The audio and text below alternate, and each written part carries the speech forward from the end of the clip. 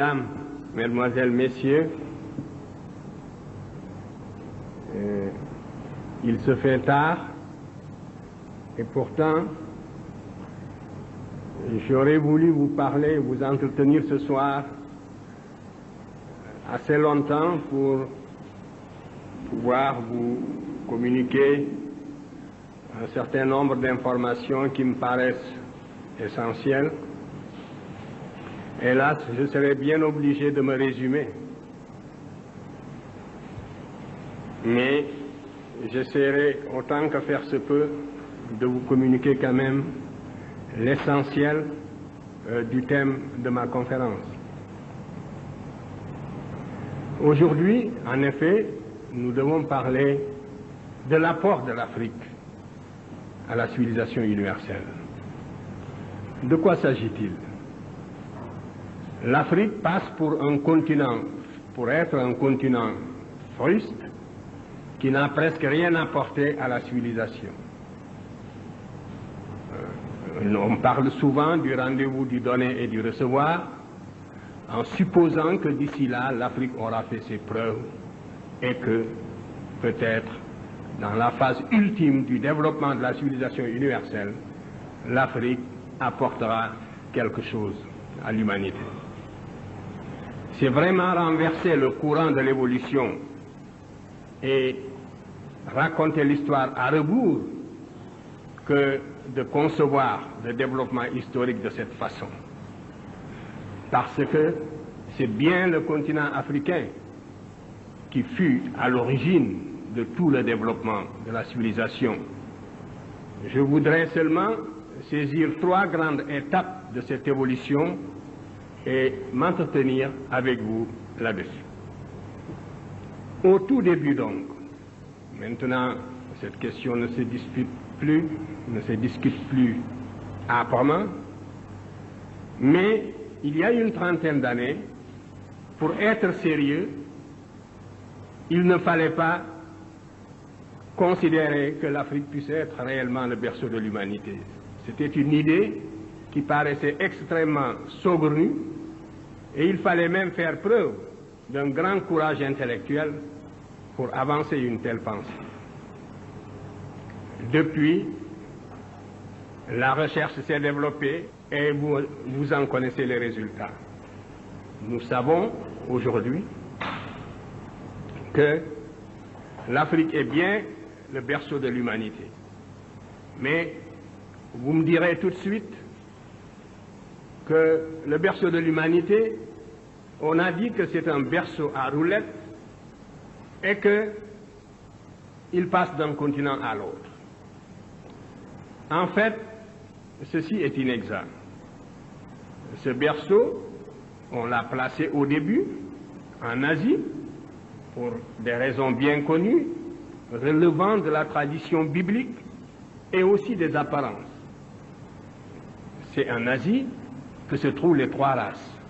On a en Asie des noirs, des blancs et des jaunes, et la tradition biblique aussi plaçait le berceau de l'humanité sur ce continent. De la sorte, les premiers archéologues, tels Sir Bernard Boulay, ont essayé de vérifier la véracité biblique.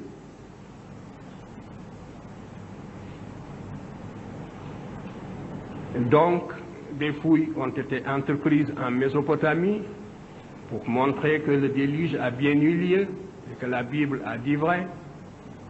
En Asie, on a trouvé le Pithecanthrope. Ces minces éléments ont suffi pour placer le berceau de l'humanité en Asie. Mais dès que la recherche s'est intensifiée, on s'est aperçu que c'est vers l'Afrique plutôt qu'il faut regarder, d'autant plus que des auteurs comme Darwin avaient déjà suggéré cette idée-là. Maintenant, les fossiles et les vestiges trouvés en Afrique ne laissent plus aucun doute sur le fait que l'Afrique est le berceau de l'humanité.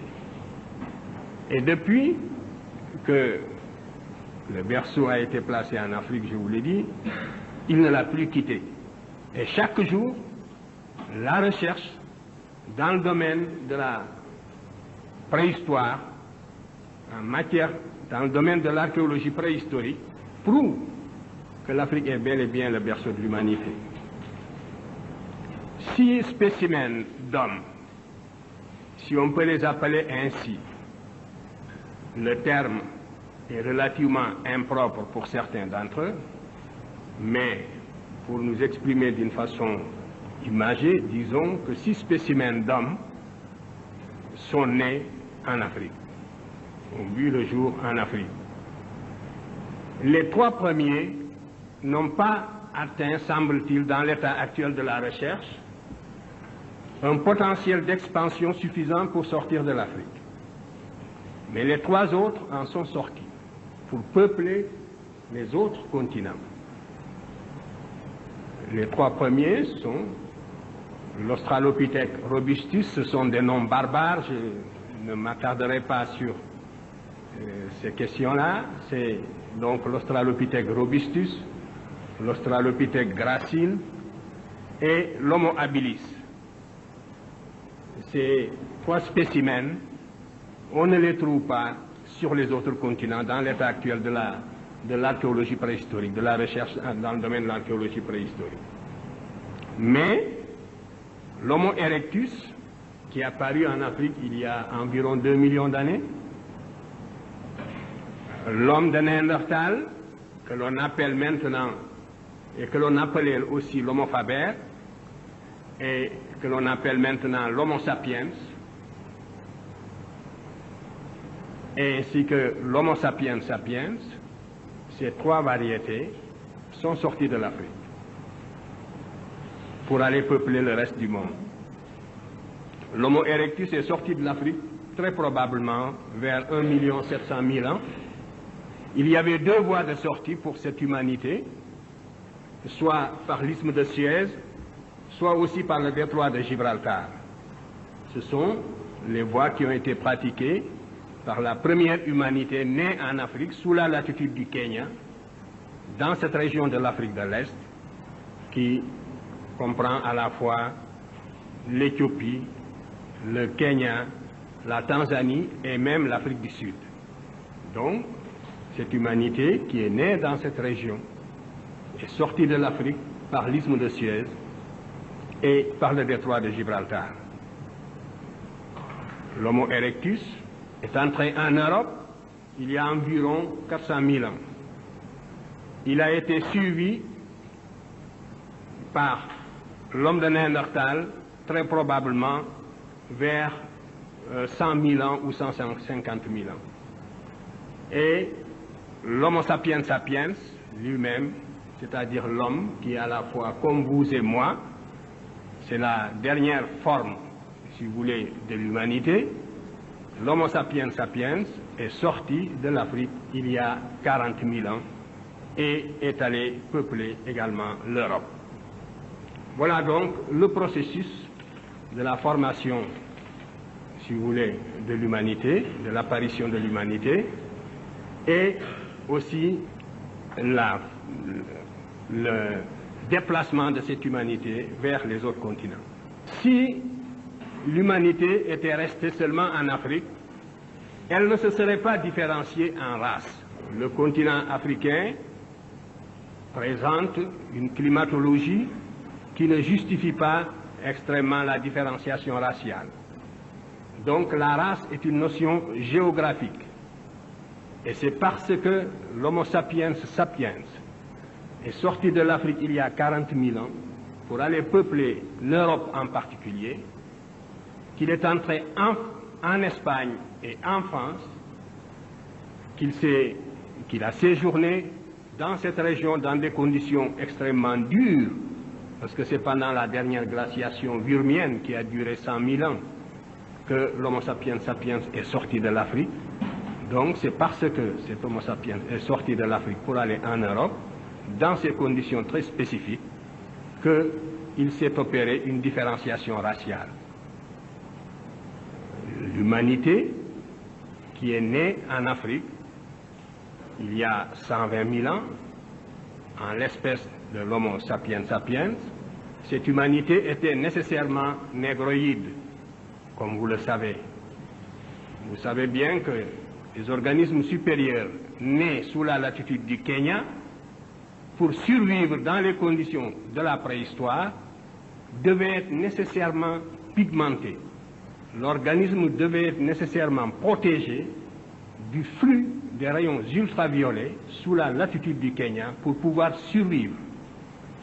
Donc, l'écran de mélanine est fonctionnel. C'est un bouclier qui protège l'organisme des rayons ultraviolets pour lui permettre de survivre. Et c'est la raison pour laquelle cette humanité qui est née par hasard en Afrique était nécessairement négroïde.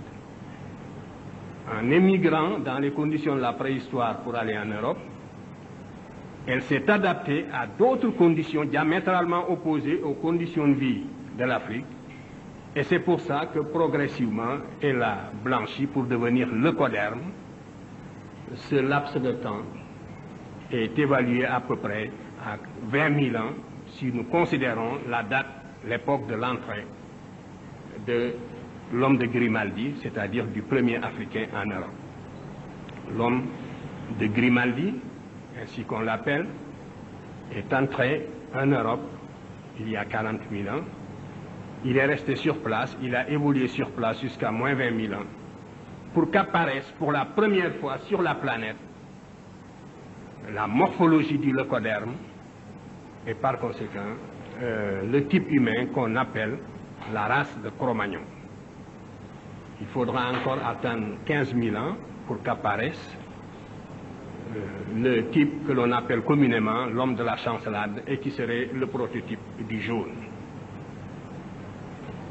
Pendant le Paléolithique supérieur, donc, voilà les trois races qui vont exister dans les conditions de la glaciation burmienne.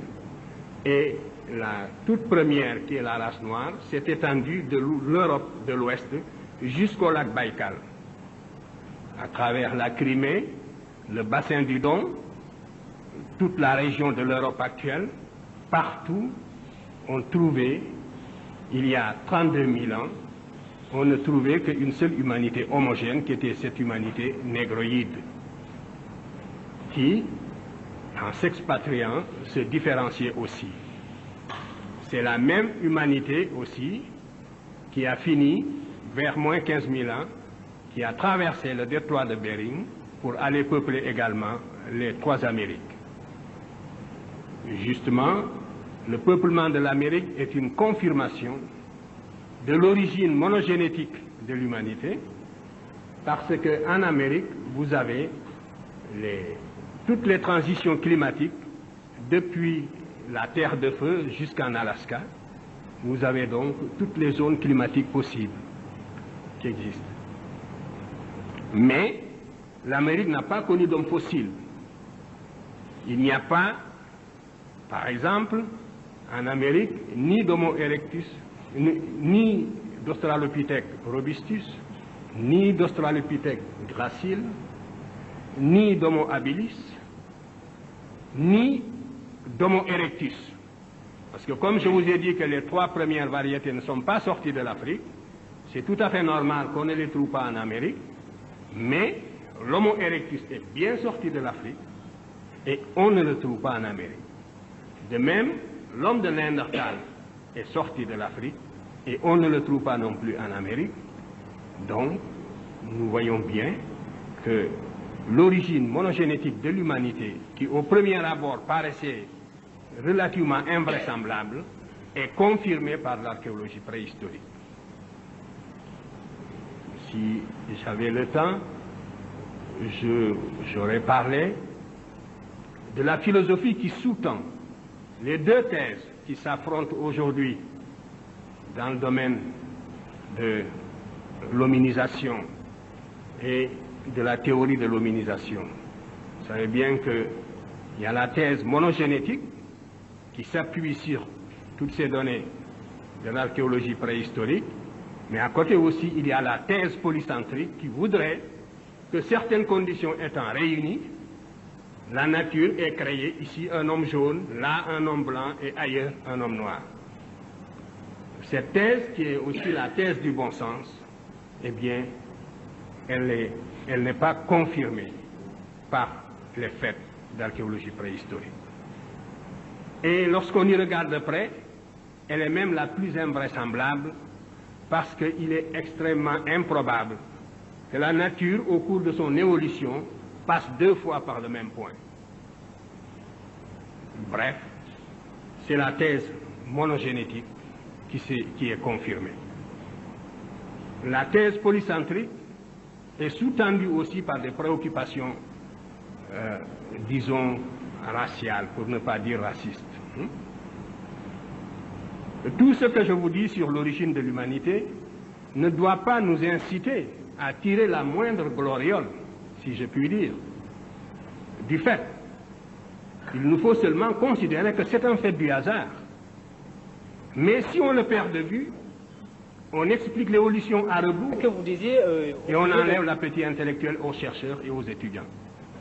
C'est donc le seul intérêt que présente cette thèse, c'est parce qu'elle est conforme à l'évolution réelle, au processus réel d'hominisation, donc elle est conforme à la science, et prendre le contre-pied, c'est donc prendre le contre-pied de la science.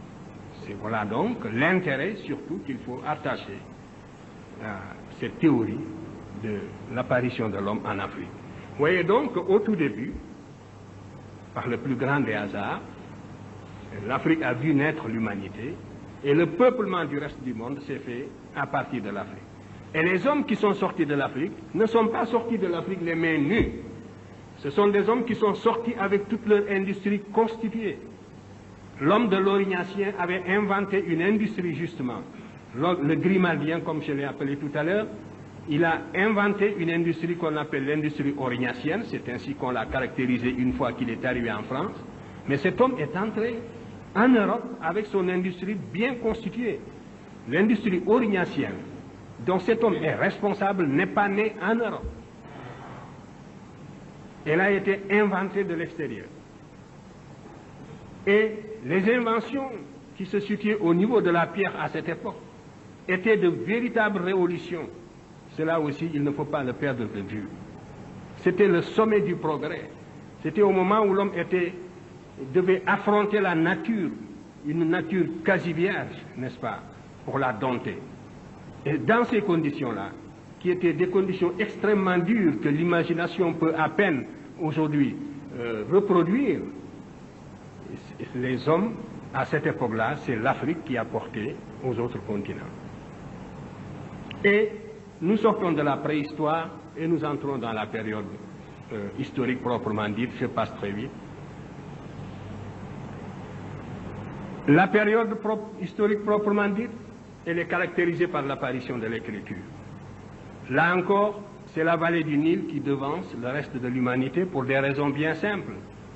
L'évolution de l'Europe était retardée par justement cette fameuse glaciation vurmienne dont je viens de vous parler, qui, ayant duré 100 000 ans, s'étend par conséquent de moins 80 000 à moins 10 000.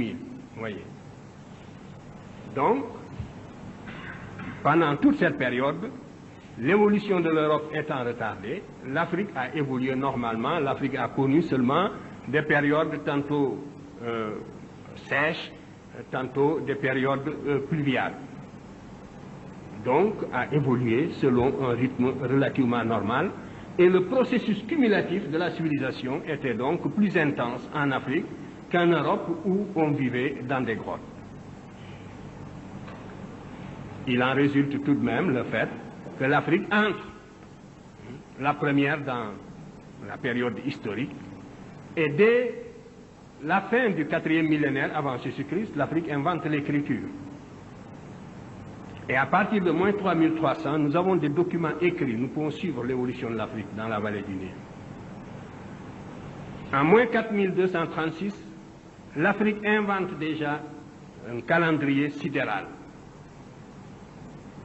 Le calendrier sidéral fondé sur le lever d'une étoile du ciel, qui est l'étoile la plus brillante du ciel, l'étoile Sirius, qui est dans la constellation du Grand Chien, c'est l'étoile la plus brillante du ciel. Les Égyptiens, en moins 4236, avaient déjà remarqué que cette étoile se lève en même temps que le soleil, pratiquement, sous la latitude de Memphis, tous les 1460 ans. Et c'était la base de leur calendrier. Donc c'était un repère chronologique absolu, pour ainsi dire. Imaginez le soleil, un phénomène aussi fugace, le soleil qui se lève en même temps qu'une étoile. Le phénomène ne dure que quelques secondes, à peine moins d'une minute. Et il ne se reproduira plus avant 1460. L'année suivante, si vous regardez, si vous mettez sous la même latitude pour regarder le soleil et cette étoile en question, vous constaterez qu'il y a un écart d'un quart de jour. Et la deuxième année, vous constaterez qu'il y a un écart d'une demi-journée. Et au bout de 4 ans, vous constaterez qu'il y a un écart d'une journée. Par conséquent, dès moins 4236, les Égyptiens connaissaient l'année bissextile et pouvaient très bien, tous les 4 ans, ajouter au calendrier de 365 jours en quart, donc tous les 4 ans, ajouter un jour pour créer une année bissextile. Mais ils ont préféré, au lieu de rectifier tous les 4 ans, suivre l'évolution du phénomène pendant 1460 ans pour ajouter une année de plus. Et ce calendrier, les Égyptiens y tenaient à tel point que le pharaon avait créé un service spécial pour suivre l'écart à travers le temps entre le calendrier sidéral et le calendrier ordinaire. C'est donc, et nous connaissons, les levées héliaques, n'est-ce pas, qui jalonnent l'histoire égyptienne. Donc, ceci pour montrer que l'Égypte est entrée dans la période historique avec des connaissances astronomiques précises. Et sur ce point, l'unanimité est presque faite pour tous les spécialistes. On sait que l'Égyptien connaissait une méthode de détermination des phases de la Lune qui n'avait rien à voir avec les méthodes qui seront inventées ultérieurement. Et tandis que l'Égyptien avait ainsi maîtrisé dès la plus ancienne époque les mouvements du ciel, en Mésopotamie, les observations étaient extrêmement nombreuses, mais la Mésopotamie n'a jamais réussi, quoi qu'on ait dit sur l'astronomie mésopotamienne. Il aurait été plus correct de parler de l'astrologie mésopotamienne. Bien que des observations nombreuses aient été faites et des observations pertinentes, la Mésopotamie n'a jamais pu avoir un calendrier régulier ou digne de ce nom. Vous savez qu'en Mésopotamie, il y a eu les éphémérides et que presque jusqu'à la fin de l'histoire mésopotamienne, le roi ajoutait, quand l'année, n'est-ce pas, quand l'écart était très grand, de temps en temps, on ajoutait un 13e ou un 14e mois. Et on a été obligé, vers la basse époque, d'inventer les éphémérides pour essayer de voir les périodes de levée, les dates de levée, par exemple, d'apparition de la Lune. Dans le domaine proprement scientifique, c'est également déjà sous l'Ancien Empire, en tout cas sous Djoser, en 2778 déjà, tous les éléments technologiques de la civilisation égyptienne étaient en place. Qu'il s'agisse de la médecine, qu'il s'agisse de la mathématique, la géométrie, comme l'algèbre ou la trigonométrie, qu'il s'agisse de la mécanique ou de l'architecture, tous les éléments technologiques de la civilisation égyptienne étaient déjà en place sous la 3e dynastie. Je vous montrerai tout à l'heure le pharaon de cette époque, qui a justement un type africain affirmé, et c'est sous ce pharaon que vivait le grand savant polyvalent que les Grecs avaient divinisé et qui s'appelle Imhotep. Et on pense que Imhotep était à l'origine de la plupart des inventions du temps de Djoser. C'est de cette époque également que date la pierre de taille, l'architecture en pierre de taille. Concernant les mathématiques égyptiennes, il faut dire que la géométrie égyptienne était une géométrie rigoureuse, aussi par opposition à la géométrie mésopotamienne. Nous avons un papyrus qui est très connu, qui est le papyrus Rind, où le scribe a recopié des textes plus anciens remontant justement à l'Ancien Empire, comme il l'a dit lui-même. Nous avons également le papyrus de Moscou, où il y a des exercices mathématiques d'un très haut niveau, qui donnent une idée précisément des connaissances mathématiques que les Égyptiens avaient assimilées et qu'ils vont ensuite transmettre aux Grecs, lesquels Grecs seront Pythagore, d'abord Thalès de Milet, Pythagore, Platon lui-même, Eudoxe et bien d'autres. Et surtout Archimède aussi. Nous verrons tout à l'heure les problèmes qui sont traités dans le papyrus Rind. Donc je ne vous en parlerai pas deux fois. Mais si nous prenons le papyrus de Moscou, il y a deux types de problèmes qui sont traités et qui donnent une idée du niveau d'abstraction mathématique atteint par l'Égyptien, parce qu'on a l'habitude de dire que la mathématique égyptienne était une mathématique empirique et que seule la Grèce a fait la théorie, C'est absolument inexact et vous ne trouverez jamais une telle affirmation sous la plume précisément d'un savant grec d'époque, encore moins sous la plume de ces savants-là même qui étaient allés s'initier en Égypte. Vous ne le trouvez pas chez Pythagore, puisque nous n'avons pas une seule ligne de Pythagore, rien du tout. Vous ne le trouverez pas chez Thalès. Thalès n'a pas écrit une seule ligne sur les mathématiques. On lui a attribué un théorème très discutable, nous le verrons tout à l'heure. Thalès a écrit tout au plus une lettre discutable à Phérécyde, et dans laquelle il disait à Phérécyde, si toutefois cette lettre est authentique, qu'il n'aimait pas écrire, et que donc il préférait voyager. Voilà tout ce que nous avons de Thalès. Sinon, nous avons la biographie donnée par Diogène Laërce, où on lui attribue l'année de 365 jours inventée par les Égyptiens à la proto-histoire. Vous voyez. Donc, la mathématique égyptienne, dans le papyrus de Moscou, révèle deux problèmes. Le problème contient deux problèmes, parmi d'autres. Un problème sur le tronc, le volume, le calcul du volume du tronc de pyramide. Pour calculer le volume du tronc de pyramide, vous savez que c'est égal à 1 tiers de H, facteur de A2 plus AB plus B2, A et B étant, si vous voulez, les côtés des carrés du sommet et de la base. Donc, vous avez là une expression analytique à laquelle il est impossible, n'est-ce pas, d'accéder par pur empirisme. Il n'est pas possible d'atteindre une telle expression analytique par des considérations empiriques. La preuve, la géométrie mésopotamienne, qui est une géométrie inexacte et qui est une géométrie empirique, a donné du volume du tronc de pyramide une formule qui n'est pas approximative mais qui est grossièrement fausse.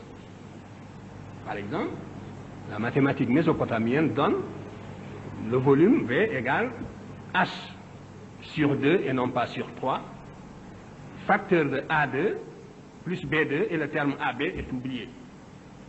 Donc c'est une formule qui est tout simplement inexacte. Et voilà l'exemple d'une mathématique empirique. Et il en est de même, le même papyrus contient le problème, donc un autre problème, qui est l'exercice numéro 10, qui porte sur le volume de la sphère.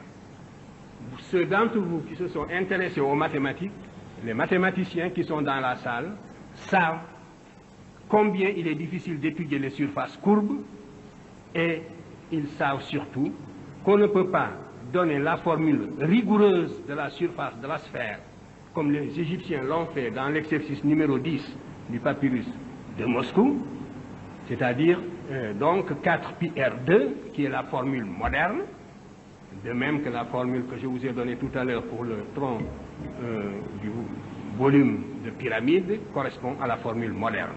Eh bien, vous savez bien qu'une telle formule, on ne peut pas y accéder, justement, par des voies empiriques. Rien que ces deux exemples montrent donc le côté hautement théorique de la mathématique égyptienne. Et n'oubliez pas, justement, ce que contient l'épitaphe d'Archimède, qui passe pour être le plus grand mathématicien grec de l'Antiquité.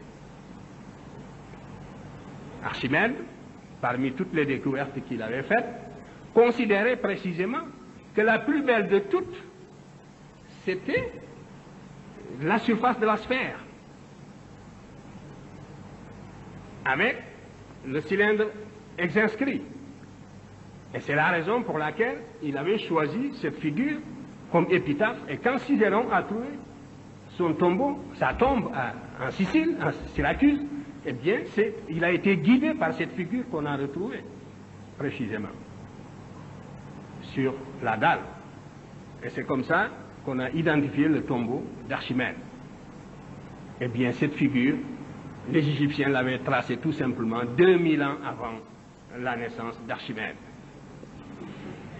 Et c'est ce que prouve aujourd'hui la recherche historique sur la base strictement des documents dont l'humanité dispose.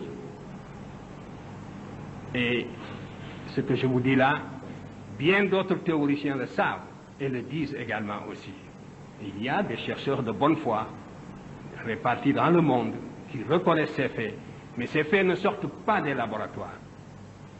Donc le sens un peu de cette conférence, c'est aussi de vous mettre au courant de tout ce qui est acquis depuis longtemps, mais qui, faute de vulgarisation, reste justement dans les bibliothèques. Il en est de même de l'arithmétique égyptienne. Les Égyptiens avaient inventé ce que nous pourrions considérer aujourd'hui dans nos calculs comme une table de logarithmes, c'est-à-dire une décomposition des fractions. Des fractions de numérateur 2 sur n. Mais n étant un nombre impair. Et donc, ils partent de 2 sur 3 jusqu'à 2 sur 101. Et cette décomposition, 2 sur 3 jusqu'à 2 sur 101, et ils les décomposent en une série de fractions de numérateurs égales toujours à l'unité. Une somme donc de fractions de numérateurs égales à l'unité. Et ces décompositions devaient permettre aux Égyptiens de faire toutes sortes de calculs, si vous voulez, en arithmétique. Et l'on s'est demandé quelle méthode l'Égyptien employait-il. Parce que quand on regarde la démonstration, la méthode, les décompositions, elle suppose la connaissance de tous les théorèmes de l'arithmétique élémentaire. Mais la civilisation égyptienne étant une civilisation essentiellement initiatique, beaucoup de science est perdue du seul fait que les Égyptiens eux-mêmes gardaient jalousement leur science. Et les Grecs éprouvaient les plus grandes difficultés pour se faire initier. Pythagore en sait quelque chose, Platon en sait quelque chose, Eudoxe aussi, et tant d'autres. Alors, les Américains, en 1967, ont dit, nous allons voir si les Égyptiens procédaient par pur empirisme, ou bien s'ils utilisaient vraiment des méthodes rationnelles. L'ordinateur étant une machine rationnelle, parce que programmée comme telle, donc, devait partager les chercheurs. Et les équations dont je vous ai parlé, qui sont au nombre de 50, lorsqu'ils sont des équations arithmétiques, quand elles sont traitées, elles supposent 22 239 décompositions possibles. Oui. Il y a 22 239 ou 219 décompositions possibles de ces 50 équations de numérateur 2 et de dénominateur impair. Par conséquent, si les Égyptiens procédaient par empirisme, puisque chacune des équations peut être la moins coûteuse, la moins onéreuse, et le résultat est que la machine de 1967 n'a pas battu le scribe d'il y a 4000 ans, elle a retrouvé exactement les mêmes décompositions qui figurent sur le recto du papyrus Rhind. Et ceci montre, à ne plus en douter, que l'Égyptien procédait donc par des voies purement rationnelles. Les Égyptiens ont inventé également la trigonométrie. Je vous montrais tout à l'heure des programmes de trigonométrie qu'ils ont traités. Les progressions géométriques, arithmétiques étaient maîtrisées, ils pouvaient les sommer, ils donnaient des exercices là-dessus. Nous avons aussi dans le papyrus Rhind des problèmes qui portent justement sur ces progressions-là, géométriques ou arithmétiques, et même des problèmes beaucoup plus complexes. On a des problèmes qui correspondent à des systèmes d'équations du premier ou du second degré, ou un mélange d'équations du premier et du second degré. Donc, les Égyptiens connaissaient aussi l'algèbre, la mécanique également, et l'on sait maintenant qu'ils utilisaient des plans inclinés d'une pente donnée pour manutentionner les tonnes de pierres dont ils ont besoin pour construire les pyramides, et les pentes étant restées sur place, en mesurant la pente, on peut calculer la réduction de la force d'attraction et connaître par conséquent la quantité de tonnes qui étaient manipulées par jour, et on a retrouvé ainsi le temps que les Égyptiens ont mis pour construire les différentes pyramides. C'était de l'ordre de 30 ans pour la pyramide de Khéops et de 19 ans pour la pyramide de Sénéfrou. Ce n'était pas un siècle. Et ceci sur des données mathématiques très précises. Et on sait également que les Égyptiens étaient de grands spécialistes en médecine. La médecine était tellement spécialisée qu'il y avait, selon le témoignage même d'Hérodote, des médecins uniquement pour les yeux, d'autres pour les maladies de l'estomac, et ainsi de suite. Et il y avait aussi des généralistes et d'autres qui sont, si vous voulez, qui ne s'occupaient que des maladies, qui étaient des spécialistes de la guérison psychologique. Ce qu'on aurait pu appeler aujourd'hui les thérapeutiques spéciales, par exemple, qu'on utilise dans certains hôpitaux psychiatriques. Les Égyptiens connaissaient ces méthodes. Le traité du papyrus Smith, dont nous ne possédons hélas qu'une partie, montre que l'Égyptien était arrivé au niveau d'une véritable science en ce qui concerne la chirurgie osseuse. Et c'est dans le papyrus Smith que le cerveau a été désigné pour la première fois dans toute la littérature scientifique et médicale de l'Antiquité par son vrai nom, et c'est aussi la première fois que l'on a essayé, avant Broca pour ainsi dire, d'identifier les différentes fonctions du cerveau, c'est-à-dire les lésions du cerveau en liaison avec les paralysies que ces liaisons vont produire aux différentes parties du corps. Donc, tout cela montre que l'Égyptien avait atteint un niveau scientifique extrêmement élevé dès l'Antiquité. Ce niveau de la civilisation égyptienne ne concernait pas seulement les sciences exactes, il concernait également aussi les arts. Je vous ai dit que l'architecture en pierre de taille remonte à la 3e dynastie. L'art a influencé l'art égyptien, a influencé l'art grec, à n'en pas douter. Le canon pictural est le même, et on le retrouvera tout à l'heure, et ainsi de suite.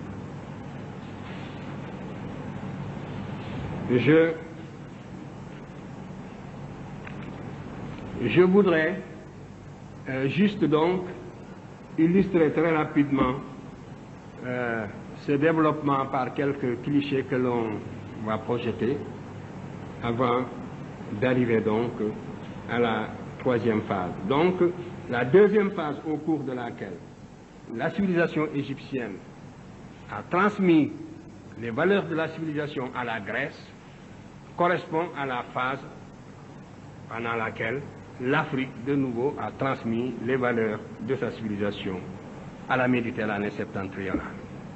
Donc, vous voyez, une première période, c'est la période préhistorique.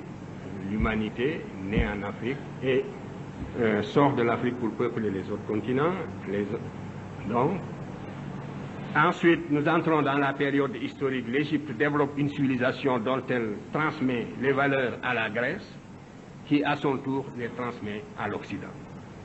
Un mot seulement sur les savants qui ont été en Égypte pour s'initier. Le premier en date, c'est bien sûr Thalès. Au VIe siècle avant Jésus-Christ, Thalès est allé en Égypte. Lorsqu'on parle de Thalès qui fait des arpentages, n'est-ce pas, et des mesures devant la grande pyramide, c'est vraiment une idée grotesque. Il faut ignorer presque tout de la civilisation égyptienne pour pouvoir soutenir des légendes de ce genre.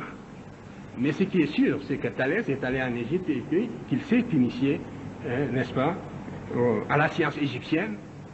Et à cette époque-là, la Grèce était à l'état fruste. Il ne faut pas l'oublier. La science égyptienne est née, justement, sous la protection de l'État. Elle s'est développée au service de l'État parce qu'elle était indispensable pour la maîtrise de la nature dans la vallée du Nil. Donc la science était une tradition africaine, égyptienne.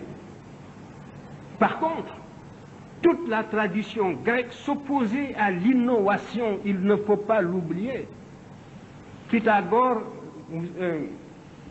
Socrate est mort en buvant la ciguë, et vous savez qu'on l'avait soupçonné tout simplement de s'écarter de la morale de la cité et d'adopter donc des idées universalistes qui risquaient de saper les bases institutionnelles de la cité grecque.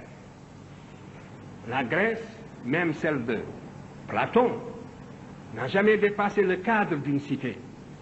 L'Égypte avait créé, l'Afrique avait créé pour la première fois un État-territoire groupant plusieurs cités, avec des institutions particulières, avec une toute autre philosophie politique, qui s'oppose point par point à l'individualisme septentrional hérité des steppes eurasiatiques. Donc, c'est Thalès qui va d'abord en Égypte, qui s'instruit de la mathématique égyptienne et qui a introduit la géométrie en Grèce.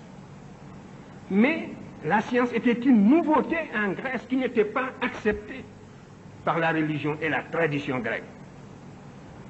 La société la plus intolérante de l'Antiquité jusqu'à la Révolution populaire, jusqu'au triomphe des plèbes, c'est la société grecque. Étudier les structures sociales et la répression féroce de tous les novateurs. Anaximandre a failli, Anaxagore a failli être tué. C'est parce qu'il était l'ami de Périclès, et c'est Périclès qui l'a sauvé de justesse. Aristote s'est enfui, il a failli être tué. Platon s'est enfui, il a failli être tué. Socrate a été tué. Voilà la société grecque et son attitude à l'égard de ses savants. L'innovation philosophique, l'innovation scientifique, on n'en veut pas. Ce sont des notions étrangères aux structures sociales grecques. Jusqu'à la Révolution. L'élément porteur d'avenir de la société grecque, ce n'était pas son aristocratie. C'était la plèbe, les sans-feu ni lieu, qui n'avaient aucun droit, qui vivaient à l'extérieur des cités, qui par conséquent devaient conquérir le droit de cité par la force, tout le potentiel laïque et rationnel de la société grecque se trouvait chez la plèbe.